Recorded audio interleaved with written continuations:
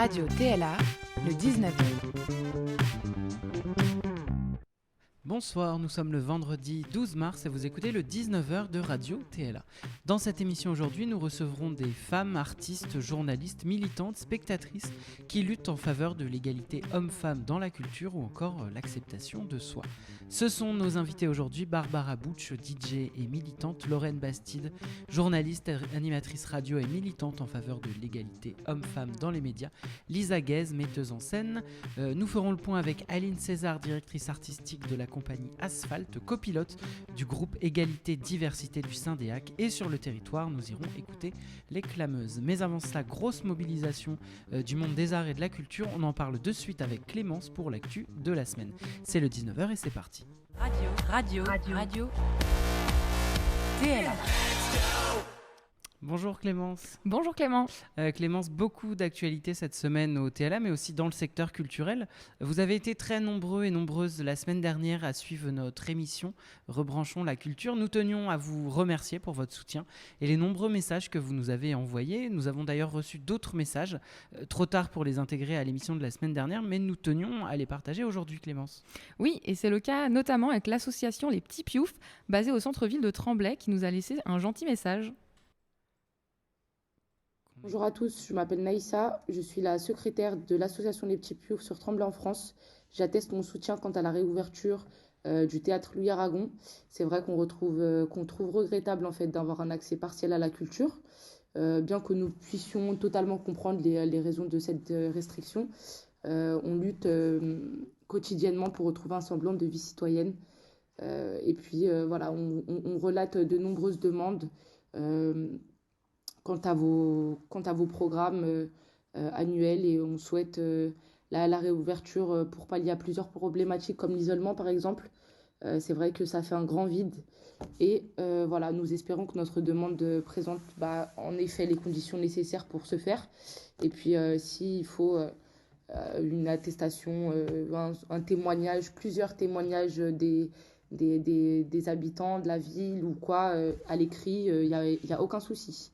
Voilà, bonne soirée à vous et merci. Je vous laisse avec un petit message des enfants qui ont hâte que votre structure réouvre. Bonjour, on est les petits pioufs. On voudrait revenir au théâtre Louis Aragon. Un très beau message aussi de Sandrine Lescourant, danseuse et chorégraphe, artiste associée Territoire de la danse au TLA en 2018 et 2019. Elle a posté sur les réseaux le message suivant.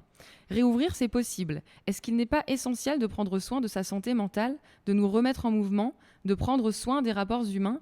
Nous sommes de vraies machines, non pas de guerre, mais bel et bien de paix. Et toujours en lien avec notre émission de la semaine passée, et à la suite de la mobilisation des professionnels de la culture jeudi dernier, des théâtres sont occupés un peu partout en France. Ça a commencé avec le Théâtre National de l'Odéon à Paris, puis le mouvement s'est étendu au Théâtre de la Colline à Paris et au TNS à Strasbourg, où ce sont des étudiants qui occupent le lieu. On demande aussi la réouverture avec une occupation au fil à Saint-Étienne, à la Scène nationale Équinoxe à Châteauroux, le Théâtre de la Cité à Toulouse, Espace Pluriel à Pau, le Théâtre Gralin à Nantes et le Moulin du Roc, Scène nationale de Niort. Oui, et côté TLA, nous affirmons qu'une réouverture de nos lieux d'art et de culture est possible. Les équipes sont prêtes, les protocoles sanitaires adaptés à chaque lieu, et nous continuons de le dire. D'ailleurs, nous vous invitons à un grand rassemblement devant le TLA samedi 20 mars, la semaine prochaine, en après-midi.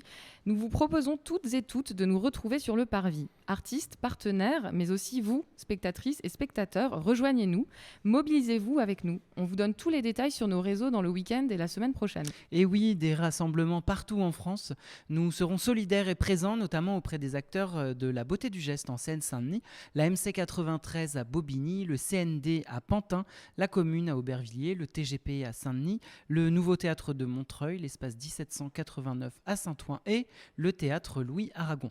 Notez-le donc dans vos agendas, le samedi 20 mars, c'est TLA. Clémence, on continue avec l'actu de la semaine, beaucoup de choses sur le terrain. Oui, en attendant, le TLA continue à faire vivre de nombreux projets culturels et des tables de travail, même si l'ouverture au public n'est pas pour le moment possible. C'était le cas cette semaine avec des projets au long cours entamés en début d'année qui ont continué, comme par exemple au lycée Léonard de Vinci à Tremblay en France, avec la danseuse Clarisse Chanel de la compagnie Les Porteurs d'Ombre autour du spectacle Nijinska Voilà la femme, ou encore au collège Gérard Philippe avec un atelier autour du spectacle Bijoux Bijoux te réveille pas surtout, que vous retrouverez au TLA en février 2022. Et le projet Les mots au creux des mains avec la chorégraphe Mélina Boubetra et la classe d'élèves non francophones primo-arrivants. À Clessouilly, le collège Les Tourelles a partagé un temps la semaine dernière autour du thème de la danse avec Alice, chargée des actions artistiques au TLA, et un atelier cette semaine avec Mélina Boubetra. Et cela continuera encore quelques semaines. Et cette semaine a eu lieu également la deuxième grande session du projet Constellation. Oui, donc en partenariat avec le CND, c'était le collège Pablo Neruda d'Aulnay-sous-Bois qui a travaillé autour de la partition et l'école Malraux de Tremblay en France. Au programme, improvisation et construction d'un glossaire de la danse et enregistrement audio en vue de la rencontre finale qui se passera pour toutes les écoles du projet au CND en mai prochain. Et enfin, 2 matinées d'ateliers avec la chorégraphe Mélina Boubetra et le groupe Voilà les femmes. Un projet destiné aux femmes d'âge et de milieux différents pour une expérience artistique sur le thème du corps et du soin. Elles ont eu l'occasion d'explorer sur ces 2 jours la thématique de la main dans la danse. Nos caméras ont pu se glisser pendant l'atelier mardi matin. Regardez.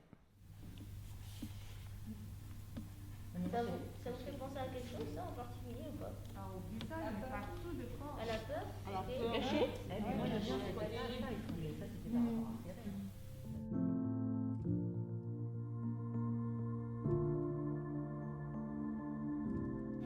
une grande main sans parole.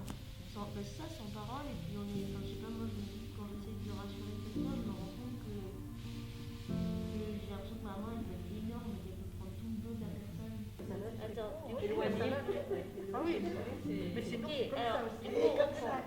Dans secouer, si on secoue de vers soi à...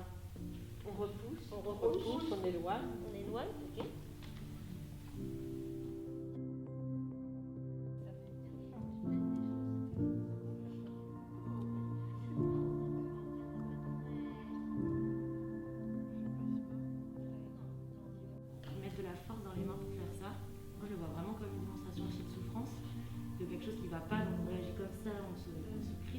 Une pression. Par exemple, dans les positions de main, pareil, si tu fais les mains molles, c'est pas la même nonchalance, c'est pas la même, tu dégages pas la même chose.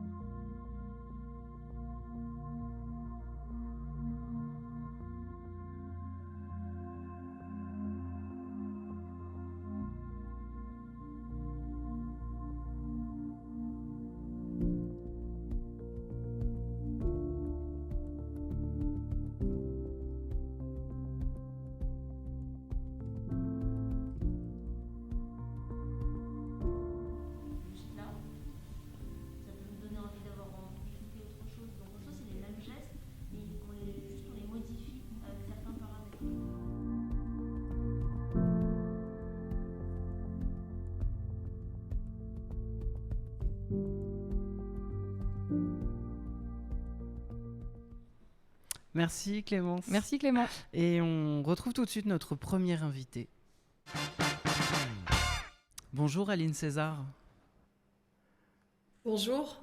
Aline, vous êtes autrice, metteuse en scène, mais aussi historienne de formation. Vous êtes directrice de la compagnie Asphalt que vous avez fondée en 2004 et vous développez un répertoire contemporain tourné vers des projets inédits et des adaptations. Vous avez également été présidente de l'association HF Île-de-France pour l'égalité femmes-hommes dans les arts et la culture. C'était de 2014 à 2017 et vous copilotez le groupe Égalité et Diversité du Syndéac. Vous signez aujourd'hui ce texte Corona Reset. Vous citez des chiffres assez clairs dans ce texte. 60% des femmes dans les écoles d'art, puis seuls 40% d'entre elles qui exercent ensuite et seulement 10% qui se retrouvent après dans ce que vous appelez les hautes sphères de la consécration. Alors derrière ces chiffres, Aline, qu'est-ce que ça amène comme enjeu? On parle d'un écosystème sexiste. Oui, tout à fait. En fait, ces chiffres que vous donnez, ils pointent la question des carrières, c'est-à-dire comment on entre dans le métier, comment on y reste et comment on essaie de briser peu à peu ce qu'on appelle le plafond de verre ou ce que les Québécois appellent le plancher collant. Pour reprendre la formule que j'aime bien d'une sociologue de la musique qui s'appelle Marie Buscato, c'est vraiment le triptyque tenter, entrer, rester. Il y a ces 3 étapes-là, en fait, de la carrière des femmes artistes ou des femmes dans le monde de la culture.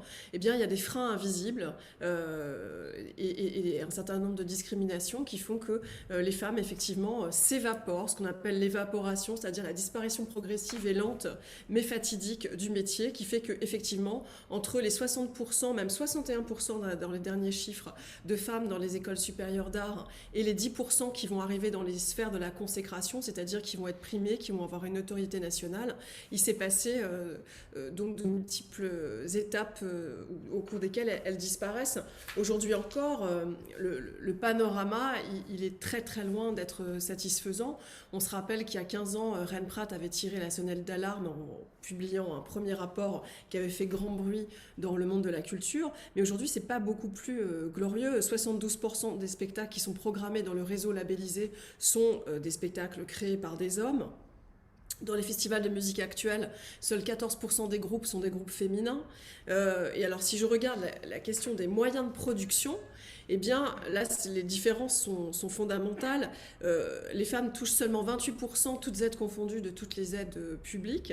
Et si je regarde les compagnies qui sont conventionnées par l'État ou par les DRAC, eh bien, elles ne sont que 22% à être des compagnies dirigées par des femmes. Et à l'intérieur de ces 22%, elles ne perçoivent que 18,5% de l'argent public.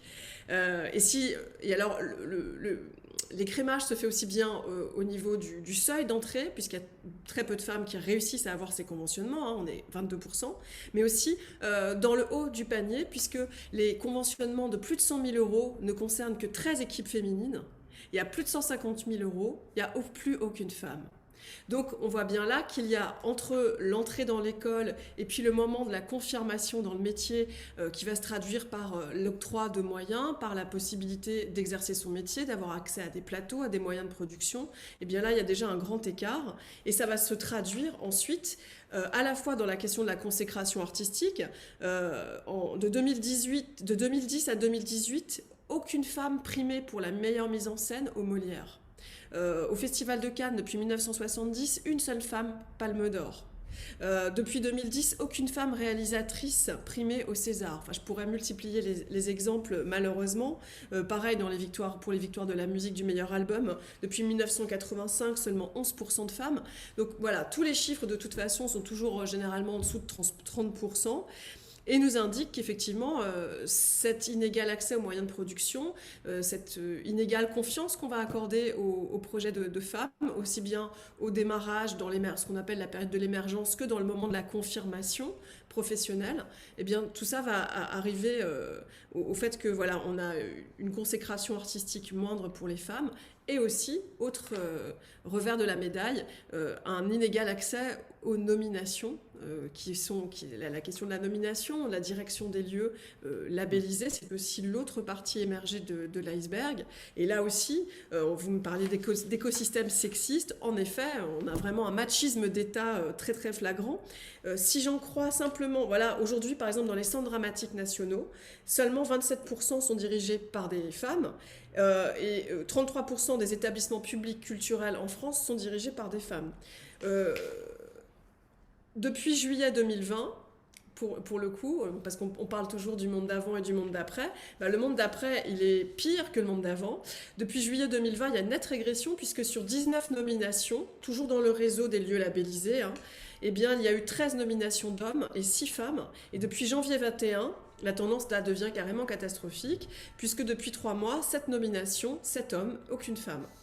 Donc on a bien on a bien effectivement ici quelque chose de structurel, un écosystème sexiste où prime l'idée qu'au fond, le talent, qui n'est pas quelque chose d'objectivable, qui est quelque chose de difficile à cerner, le talent recoupe toujours des représentations masculines. L'idée du génie, c'est quelque chose qui serait masculin. Et on est toujours en proie à ces histoires de talent, à ces problématiques de représentation genrée. Et c'est quelque chose qui est extrêmement difficile à combattre. C'est pour ça que les chiffres sont importants pour objectiver cet inégal accès à la reconnaissance et à la légitimité pour les femmes artistes et les femmes dans le monde de la culture en général.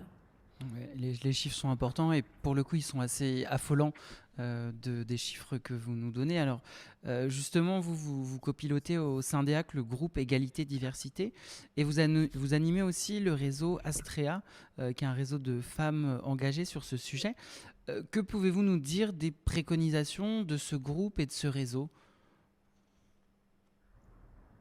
Alors effectivement, au Syndéac, alors j'étais aussi, comme vous l'avez dit en introduction, présidente de HF Île-de-France au préalable, et c'est vraiment dans une continuité que je me suis inscrite dans ce groupe qui depuis 1 an est très dynamique. On y préconise un certain nombre de choses très simples. D'abord, on demande à ce qu'il y ait une parité dans les nominations au travers d'une stricte parité des shortlists et qu'on ait véritablement une attention aux femmes au niveau des nominations et qu'on arrête d'instrumentaliser les candidatures féminines qui souvent en sont réduites à faire de la figuration. On demande aussi ce qu'on appelle nous les gains conditionnalités, c'est-à-dire l'utilisation de la subvention publique pour corriger des déséquilibres et des inégalités, aussi bien dans la répartition des moyens que dans les stéréotypes sexistes. L'argent public sert une programmation inégalitaire. Voilà, un théâtre qui va programmer 15% de femmes, 30% de femmes, c'est pas assez. Eh bien alors, il faut que la subvention soit conditionnée à un rééquilibrage de cette programmation. L'idée, c'est vraiment de se dire, voilà, tant que les programmations, tant que les moyens de production, tant que la visibilité n'est pas donnée de façon équitable, c'est-à-dire tant que l'argent public n'est pas utilisé de façon équitable, alors il va falloir utiliser des moyens coercitifs pour rectifier le tir. Donc ça, c'est l'égaconditionnalité. On travaille aussi, puisque cet écosystème sexiste, c'est aussi un écosystème patriarcal. On l'a vu avec les musiques actuelles, par exemple, avec tout le mouvement Paye ta note, avec toutes les récentes révélations sur le monde des labels, que souvent il y a une emprise qui se fait aussi du fait que c'est un monde à 90% masculin, où les moyens de production et le pouvoir est détenu par des hommes, et ça contribue à une atmosphère sexiste, à une atmosphère parfois décrite comme très lourde, et effectivement très patriarcale. Donc un des gros enjeux aujourd'hui, ça va être de changer radicalement l'atmosphère de ce milieu en le féminisant davantage, en donnant plus de place aux femmes dans les postes de responsabilité et de direction, et donc de travailler aussi à une sensibilisation sur les questions de harcèlement et de violences sexuelles et sexistes au sein de certains milieux, notamment les musiques actuelles qui sont vraiment terribles pour ça, parce que c'est le monde de la nuit, parce que c'est un monde très alcoolisé, enfin, c'est un monde qui va cumuler beaucoup de problèmes. Mais pas seulement, on a vu beaucoup de scandales éclater aussi dans le monde du théâtre, de la danse, de l'opéra, de la musique classique aussi. Enfin, donc c'est vraiment universel et malheureusement nul n'y échappe. Et puis ça c'est encore un autre chapitre, ça c'est des mesures assez concrètes sur lesquelles on est toujours en veille avec le Syndéac. Mais il y a aussi des mesures plus symboliques qui sont aussi de travailler sur la reconnaissance des femmes dans la langue. Donc nous on préconise aussi l'utilisation d'une langue inclusive, ça paraît très important. Et puis HF préconise aussi de travailler sur le matrimoine, c'est-à-dire la mise au jour de l'héritage des femmes artistes du passé, que ce soit des femmes scientifiques, des femmes créatrices qui ont vraiment marqué dans le passé et qui constituent un héritage un héritage qui doit être mixte et qui est très important parce que c'est ce qui permet d'avoir des modèles dans le passé et c'est ce qui permet aussi d'asseoir une légitimité. Et puis le dernier point, c'était sur le réseau Astrea. J'avais envie, moi, de créer ce réseau qui s'est lancé il y a 1 an, qui était un petit peu en sommeil, mais qui va se relancer, sur l'idée qu'il n'y avait pas vraiment, dans le monde du spectacle vivant, de réseau professionnel structuré pour la promotion et le soutien des carrières des femmes artistes. On est souvent en prise au syndrome de ce qu'on appelle la Schtroumpfette, c'est-à-dire il n'y en a qu'une qui peut réussir et il n'y en a qu'une qui peut être soutenue, qui peut avoir du succès. Et pour s'opposer à cette espèce de fatalité de l'idée de la concurrence, de la rivalité, qu'on renvoie surtout aux femmes, alors que c'est complètement faux, je voulais vraiment mettre en avant cette notion de sororité au travers du réseau, mettre en avant aussi une possibilité d'empuissancement, et puis de faire réseau, c'est très important aussi, de créer des solidarités professionnelles, puisque les hommes le font très naturellement, la cooptation, le soutien, le renvoi d'ascenseurs, ce sont des choses qui se créent très naturellement.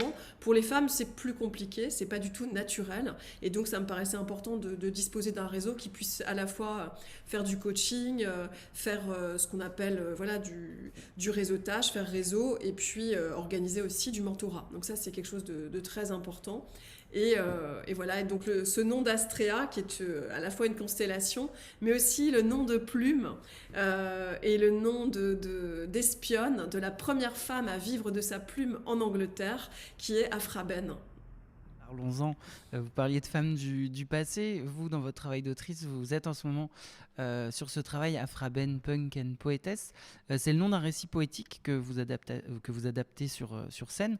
Alors, l'histoire d'Aphra Behn, c'est une dramaturge et romancière anglaise de la fin du XVIIe siècle, très productive et célèbre à son époque, et pourtant méconnue en France. Pourquoi cette histoire, ça raconte aussi nos époques, encore des siècles après ? En fait, Aphra Behn, moi, elle me touche beaucoup. Alors, je l'ai rencontrée au détour de quelques lignes dans l'Histoire des femmes, un des volumes de l'Histoire des femmes dirigé par Michel Perrault et Duby. Et puis, on la rencontre aussi au détour de quelques pages du livre de Virginia Woolf, Une pièce à soi, où elle dit que toutes les femmes devraient déposer des fleurs sur sa tombe, car c'est grâce à elle que les femmes se sont senties autorisées à s'exprimer et à parler en leur nom propre. Aphra Behn, en fait, moi, elle me touche parce que, en fait, d'une certaine manière, je m'identifie. Elle a écrit une 20aine de pièces de théâtre, elle a été espionne pour le compte de la couronne, elle a voyagé au Suriname, elle a là-bas rencontré une révolte d'esclaves, elle en tire en rentrant un roman qui est le premier roman à dénoncer le système esclavagiste. Elle dénonce le patriarcat, le mariage arrangé.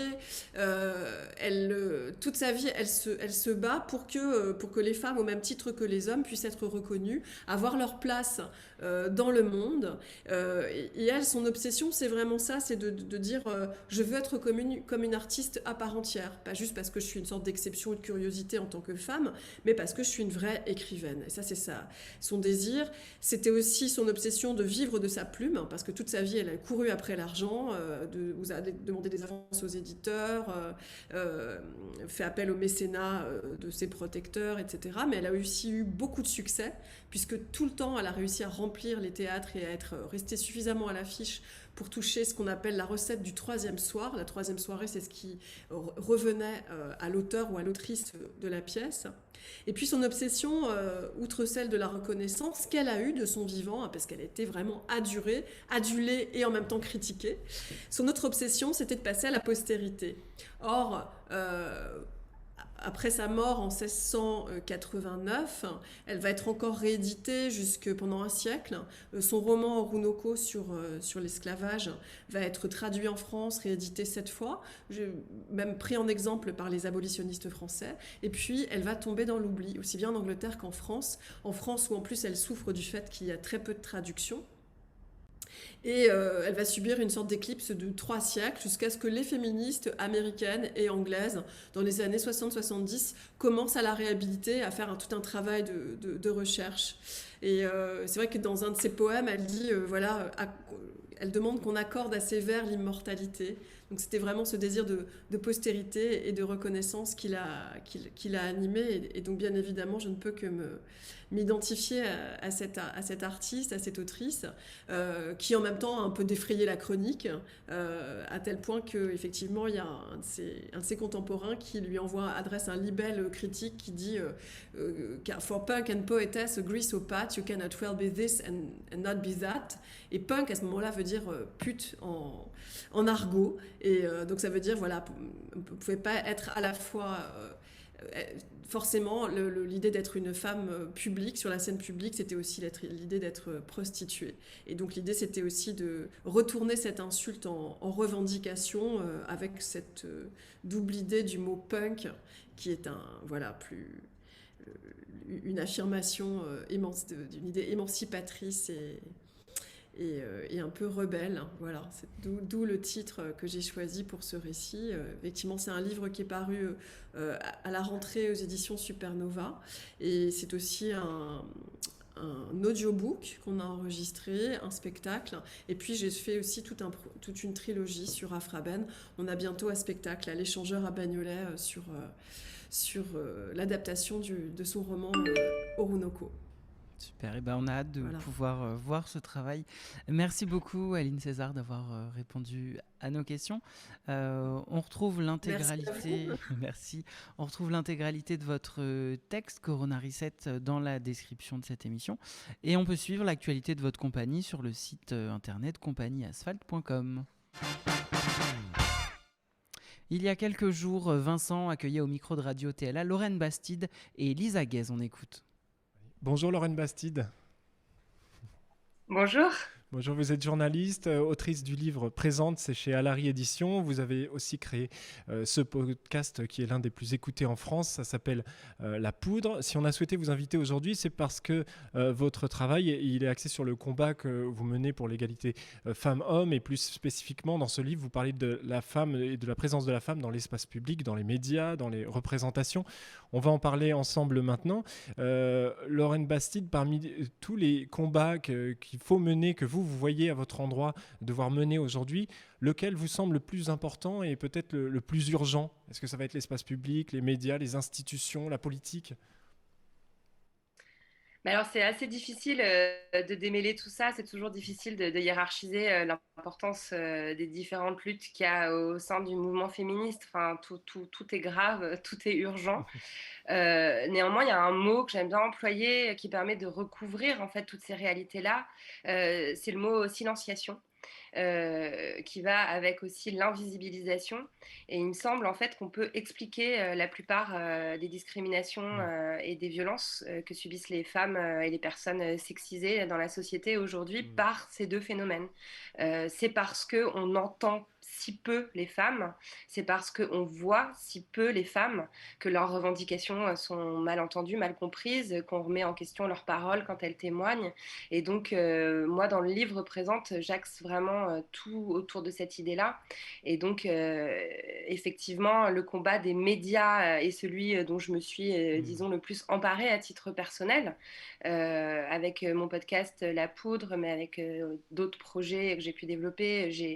J'ai essayé en fait de venir compenser le fait que la parole des femmes soit si peu audible, et évidemment toutes les œuvres culturelles, qu'il s'agisse de la littérature, du théâtre, de la musique, de l'art plastique, a aussi un rôle très très important à jouer. Il faut qu'on entende les femmes, et surtout les femmes artistes, les femmes créatrices, pour faire avancer toutes les idées féministes dans la société. Alors justement, on a invité autour de cette table virtuelle un petit peu, mais on a invité Lisa Guez qui est avec nous en Zoom aussi. Par rapport à ce que vous disiez, Lorraine, c'est une femme qui est avec nous, une femme artiste, metteuse en scène, qui a signé avec les Femmes de Barbe Bleue un revisite du célèbre conte de Perrault.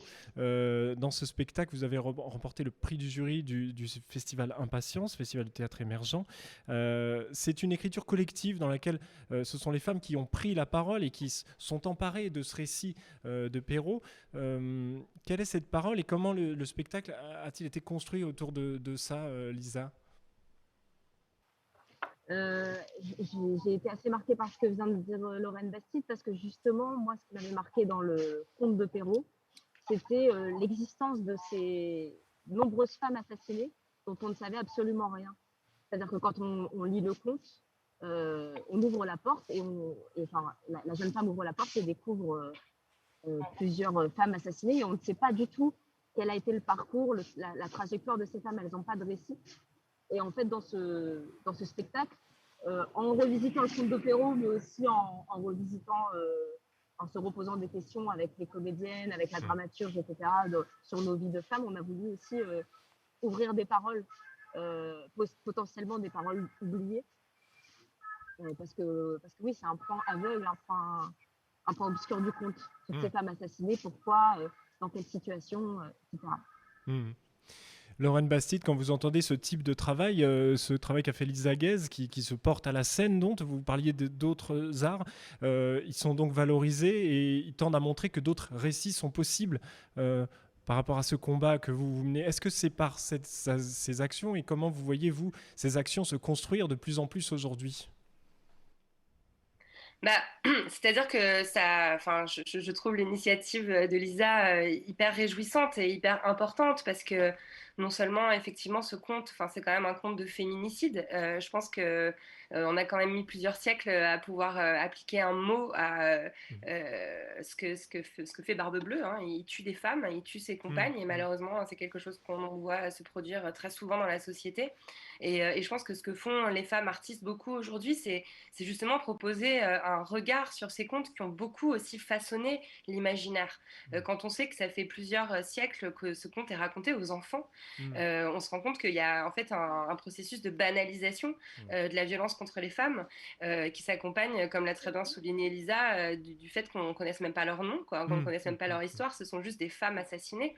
Et on pourrait croire que c'est une vieille réminiscence d'une autre époque, c'était la Renaissance, Perrault c'est hyper vieux, c'est hyper démodé. N'empêche qu'on voit qu'aujourd'hui on ne peut pas avoir un film policier ou une enquête qui ne commence pas par un meurtre de femme. Donc toutes ces représentations-là ont énormément imbibé les imaginaires et continuent d'influer sur la fiction aujourd'hui.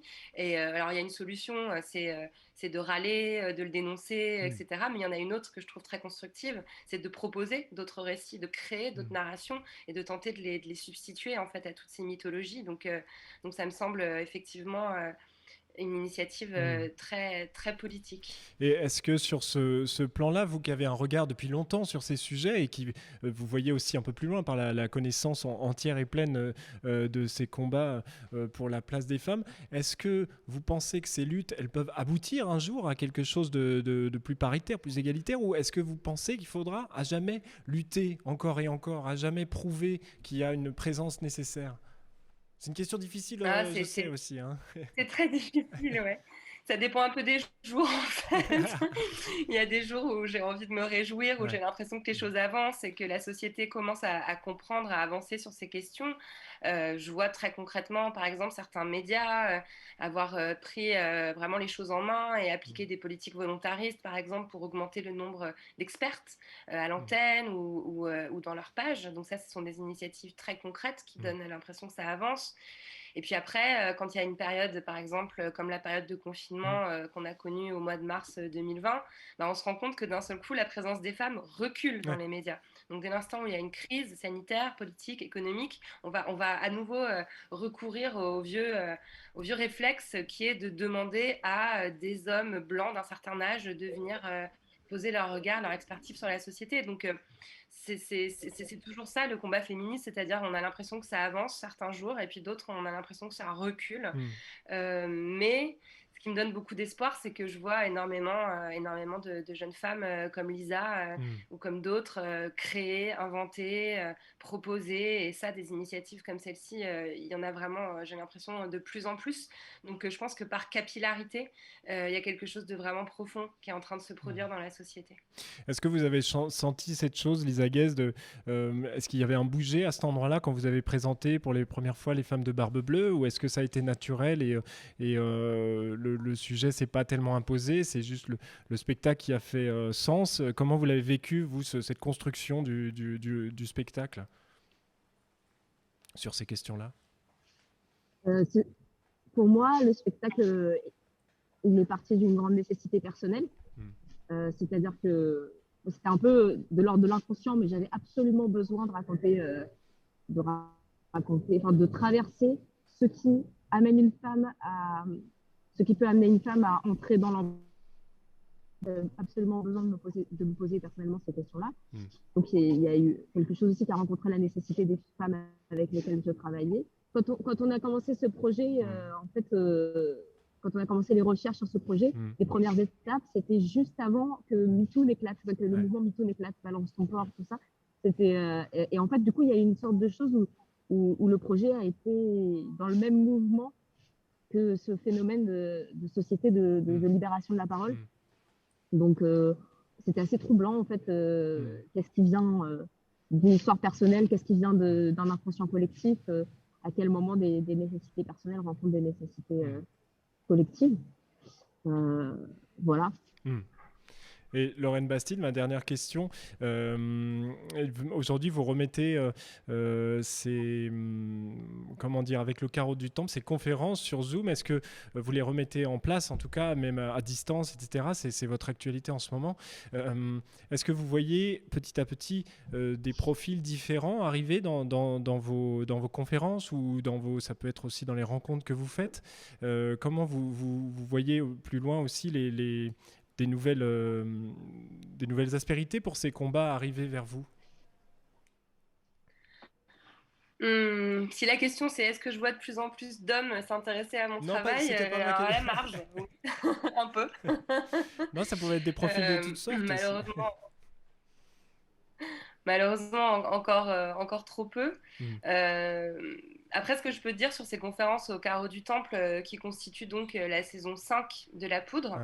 La Poudre s'est lancée en 2016 et ça m'a beaucoup parlé ce que vient de dire Lisa, parce que moi aussi, c'est un projet qui est né un tout petit peu avant que MeToo n'éclate, et on a vu en fait apparaître beaucoup d'initiatives féministes dans les 2 ans qui ont précédé MeToo, et je pense que c'est pas un hasard en fait qu'on ait été si nombreuses à ressentir cette urgence, ce besoin de prendre la parole et de créer nos propres projets. Et je pense que c'est aussi parce qu'on a été nombreuses à créer ces propres projets que MeToo a pu éclater et qu'il y a des millions de femmes qui ont eu envie à un moment donné de livrer leur récit. Et là, dans cette 5e saison, j'invite en fait plutôt des chercheurs, chercheuses sur les questions de genre, parce que j'ai l'impression qu'en 4 ans, le public de La Poudre en fait est devenu très très très informé, et que le biais que j'avais choisi au départ, qui était plutôt de faire raconter des récits individuels, finalement, il avait besoin d'être enrichi par des apports théoriques, parce que parfois on réalise pas que la pensée féministe, ça fait 2 siècles en fait qu'elle se déroule, et qu'il y a des penseurs, des penseuses qui écrivent, qui réfléchissent à tout ça. Donc là, mon envie, c'est de donner des armes théoriques. Donc votre podcast, c'est donc La Poudre, Lorraine Bastide. C'est en écoute partout. Votre livre présente, et il est disponible aux éditions Alary. Et puis les conférences par Zoom avec le Carreau du Temple. On met tous les liens dans la description de la vidéo. Lisa Guez, de votre côté, on a hâte de découvrir Les Femmes de Barbe Bleue. Donc ce sera au Théâtre Le Ragon, au TLA, pour la saison 21-22. Et puis d'ici là, tout le travail de votre compagnie, c'est à retrouver sur justeavantlacompagnie.com. On met aussi tous les liens dans la description de la vidéo. Merci beaucoup, Lorraine Bastide. Merci beaucoup, Lisa Guez, d'avoir été avec nous aujourd'hui pour parler de ces sujets. Merci, à bientôt. Merci à vous. Merci. Au revoir. Nous partons maintenant sur le terrain avec les Clameuses. Ce collectif de femmes habitantes des quartiers prioritaires du Bois du Temple et du Haut-Clichy de la ville de Clichy-sous-Bois est accompagné par la compagnie L'Île de la Tortue. Ce sont des spectatrices engagées dans un parcours de plusieurs spectacles dans plusieurs théâtres en Seine-Saint-Denis, dont le TLA, et elles continuent, malgré la période de fermeture des lieux, à échanger, inventer, projeter une suite autour de spectacles à voir et de podcasts à créer. Quelques nouvelles que nous a envoyées Sarah Maton de la compagnie L'Île de la Tortue. On écoute. Alors, quelques nouvelles des Clameuses. Cette saison 2020-2021, le calendrier des Clameuses a été évidemment perturbé. Les Clameuses, c'est donc une collégiale de 36 femmes, habitantes de Clichy-sous-Bois, qui sont réunies en cercle de spectatrices, critiques et programmatrices pour leur ville. Donc évidemment, cette saison, nous avons pu voir un nombre plus que très limité de spectacles, ce qui fait que nos activités de chronique via nos podcasts et de programmation potentielle n'ont pas pu avoir lieu pour l'instant.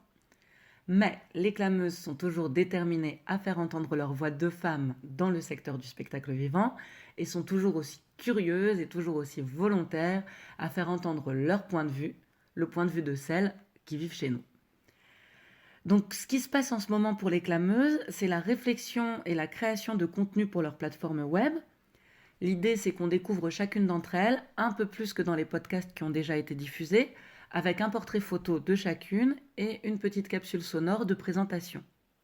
Et nous sommes aussi en train de préparer les tournages du Divan des clameuses, une émission de capsule vidéo de 7 minutes pour 7 questions, où les clameuses vont interviewer des personnes rencontrées lors de la saison précédente, des directrices ou directeurs de salle, des techniciennes, techniciens, artistes, élus à la culture, etc. Et ces tournages auront lieu au mois de mai, en extérieur, à Clichy-sous-Bois. Et l'invité sera donc encadré par 2 clameuses sur leur fameux divan. Et puis, cette plateforme abritera bien sûr leurs podcasts et toutes leurs aventures, y compris artistiques, puisque certaines d'entre elles vont intégrer en 2022, en qualité d'interprètes et d'expertes de notre territoire, la future création de la compagnie L'Île de la Tortue, qui porte donc le projet des clameuses. Alors nous avons toutes très grande hâte de pouvoir enfin retourner au TLA pour découvrir des spectacles bien sûr et aussi pour participer au Yes We Dance. Vous nous manquez très fort. Merci 1000 fois Radio TLA et à très vite. Merci les clameuses et à très bientôt. On a aussi hâte de les retrouver. Nous terminons cette émission avec Barbara Butch, la DJ et militante que nous avons reçue il y a quelques jours. Bonjour Barbara Butch. Bonjour. Barbara, vous êtes DJ et militante, activiste féministe. Nous vous avons accueilli au TLA, c'était le 24 mars 2018, à l'occasion des 10 ans de Territoire de la danse. Une soirée qui regroupait 10 ans de résidence chorégraphique avec les partenaires, les publics et les artistes. Vous aviez clôturé cette soirée en nous faisant danser sur le plateau du théâtre jusque tard dans la nuit. Quel bonheur que cette époque où on pouvait danser toute la nuit, Barbara. Vous êtes une femme de la nuit et depuis 1 an, la vie nocturne est à l'arrêt comme les théâtres. Mais vous n'êtes pas à l'arrêt pour autant, notamment grâce à un concept qui s'appelle l'appart chez moi. Qu'est-ce que vous pouvez nous dire de ce concept ? En fait, c'est un concept de soirée virtuelle où on danse tous ensemble, mais chacun chez soi. Donc, en fait, donc moi, je mixe comme d'habitude, sauf que les gens se connectent sur l'application Zoom et du coup, je fais danser les gens chez eux, donc qui sont soit en famille ou seuls ou avec des amis. Voilà, ça dépend, tout le monde, un peu comme nous. Et j'ai commencé au premier confinement en ayant eu cette idée le jour de mon anniversaire avec mon ami Axel. Et on s'est dit, bon ben voilà, on va lancer des soirées à la maison puisqu'on on peut pas sortir et qu'on a besoin de se réunir. Et de là est née l'appart chez moi. Et alors, vous dites lors de ces soirées que vous mixez comme d'habitude. Justement, en temps normal, vous mixez devant des gens, en chair et en os. Le fait de le faire par écran interposé modifie complètement, j'imagine, votre rapport à l'autre. On imagine qu'il y a des choses en moins, des choses que vous pouviez ressentir avant, mais qui sont plus tellement palpables avec cette formule. Est-ce qu'au contraire, il y a des choses en plus qui vous apparaissent maintenant et que vous ne pourriez pas voir ou ressentir dans une salle devant des gens ? En fait, là, il y a une promiscuité qu'il n'y a pas quand je suis dans une salle avec plein de monde. C'est-à-dire que là, je vois les gens, je les vois de près, je les revois chaque semaine pour la plupart. Donc, il y a un truc qui s'est installé. Enfin, il y a une communauté quoi, qui s'est créée. Et donc, ça, c'est quelque chose qu'il est difficile de sentir, je pense, en vrai. En même temps, je ne sais même plus ce que ça fait, parce que ça fait un temps. Mais non, en fait, c'est-à-dire qu'il y a énormément d'émotions qui se dégagent parce que, en fait, on sent quoi, qu'on est tous. On a tous envie d'être heureux. Puis finalement, c'est hyper difficile, mais on fait quand même pour pas exploser, de danser, de se lâcher. Et le truc, c'est qu'à la fin, c'est ça qui est assez fou, mais en fait, à la fin de la soirée, ce qui n'arrive pas dans les soirées en présentiel, c'est que on pleure tous sur la musique. Bon, je pousse un peu, je cherche un peu la larme, mais avec des missiles bergers et des slows qu'on adore. Mais ouais, non, il y a un truc qui se passe. En fait, on a envie d'être tous ensemble. On espère que c'est des larmes de joie. Non, mais en fait, je pense qu'il y a de tout, hein. Moi, je sais C'est que tout, ouais. parfois le samedi soir, enfin, moi, en général, j'ai des larmes d'émotion parce que j'ai beaucoup de gratitude en fait pour les gens qui viennent. Donc, du coup, c'est ça qui m'émeut parce que ils sont vraiment adorables avec moi. Mm. Mais, mais je sais qu'en fait, voilà, ça fait 3 heures et demie qu'on danse tous ensemble. En général, les semaines sont pourries depuis le début de la pandémie. Donc, il y a un lâcher-prise et qui dit lâcher-prise, dit lâcher d'émotions, et qu'elles soient positives ou plus sombres. Euh, enfin voilà, c'est ça qui amène les larmes aussi, quoi. Mm. Le pleur est communicatif. Euh, Ouais. on le disait tout à l'heure, vous êtes militante et activiste. Vous dénoncez régulièrement l'homophobie, la grossophobie, la putophobie. Comment vous nouez et comment vous arrivez à inclure ce combat dans votre activité de DJ? Alors, en fait, moi, comme je le dis souvent, pour moi, le dance floor, la piste de danse, ouais, est vraiment politique, c'est un espace politique. Et je pense que vous le savez autant que moi qu'à travers la scène, on peut tout faire passer n'importe quel message. Et, euh, et donc, moi, c'est ce que j'essaie de le faire derrière mes platines, à travers. Alors, ça va être soit parce que je vais m'écrire des choses sur moi, je le fais depuis des années. Donc, souvent, c'est des mots qui sont utilisés contre soit les lesbiennes, enfin, les gays, soit les personnes grosses ou juste les femmes. Donc, je vais m'écrire grosse queen, grosse enfin, qui est un adjectif, mais enfin, qu'on a transformé en insulte. Hmm. Donc, je vais écrire grosse queen, chienne, vicieuse, enfin plein de mots comme ça. Et puis, je vais mettre un peu les gens face à tout ça. Et, euh, et c'est ce qu'on appelle la réappropriation du stigmate, le fait d'écrire les insultes qu'on reçoit.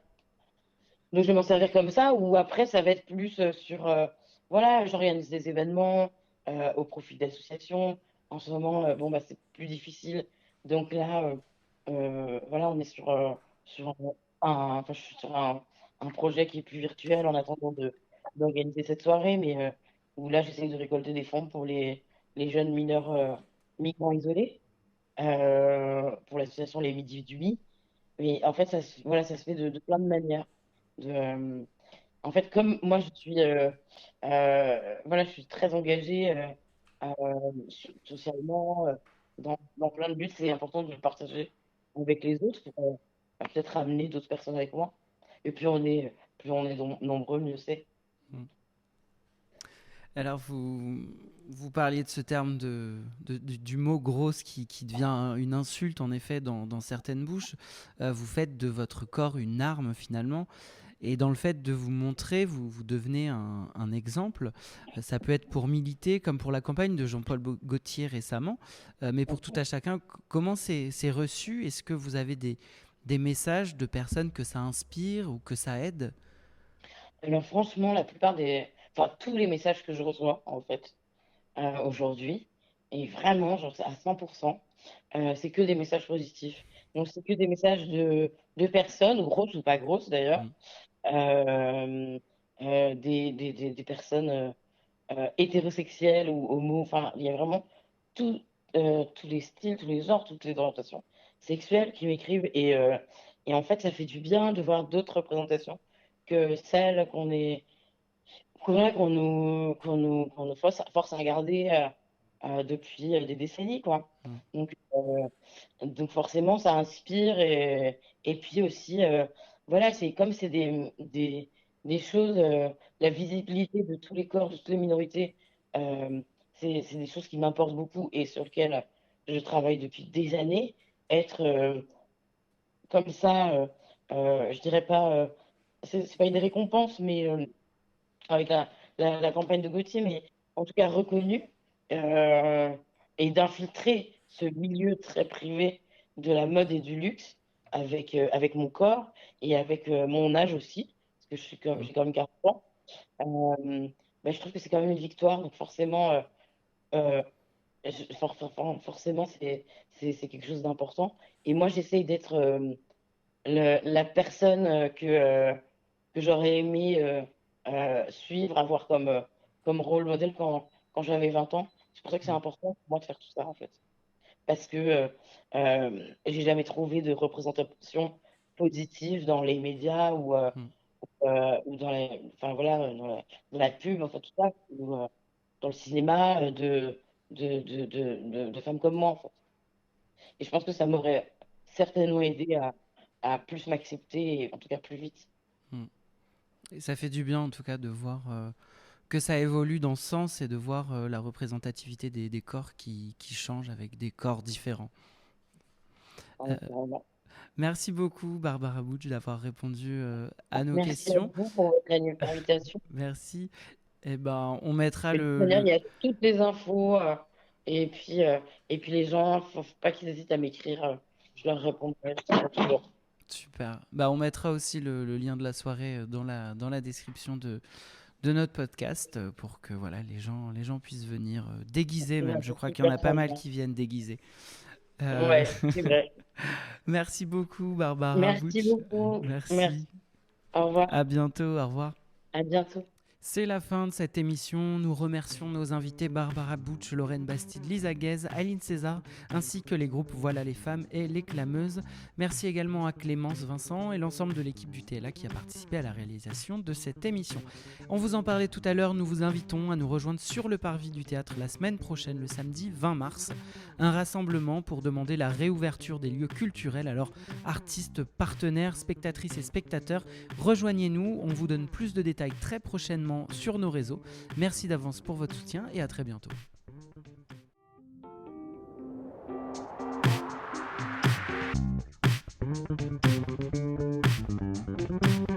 Radio TLA, le 19h.